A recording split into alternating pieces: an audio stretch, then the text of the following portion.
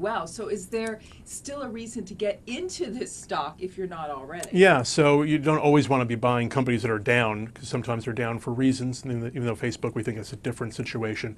In case of Cisco, the company has gone up over 20% year to date, and that's really because of a couple things. Number one, the company has been able to grow faster than its peers. So they're looking at accelerating revenue growth and accelerating earnings growth.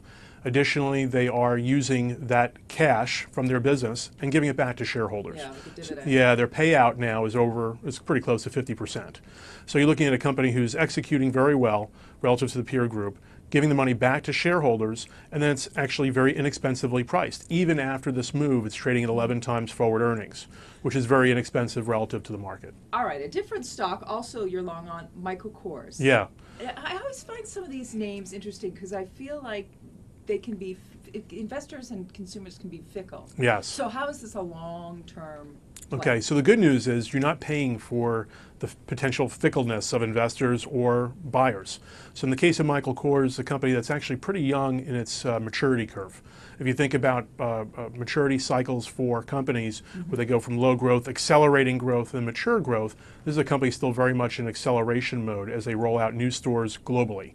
So they just most recently raised the number of stores that are addressable to them globally, both in Europe and Japan, as well as China down the road. And even the United States, they still have lots of unit growth store potential ahead of them. They're still comping at a very high rate, but yet it's not priced that way. We've had a rapid acceleration in earnings and massive earnings revisions, and yet the stock is only up about 18% year to date. Some people would say, wow, it's up a lot. Well, no, it's really not up a lot considering the earnings revisions that we've had. It's now trading at a price that's less than other high growth peers like Under Armour, like Lululemon, for example, both of which are trading at 10 multiple points higher despite the lower growth rates that we see for those companies. So we like Michael Kors a great deal. All right, you also have a short side of your strategy. What are you short? What just doesn't look interesting to you at all? Well, I can't give you individual names, Yeah. but thematically we're going into second quarter earnings, which I think are going to be overall on the lighter side. And they're going to be lighter in the sense that firms that were relying on China to re-accelerate their growth are not seeing it yet. So a lot of multinational industrials, basic material firms, we think are going to really struggle to hit numbers, and we'll probably have to lower the forward bar.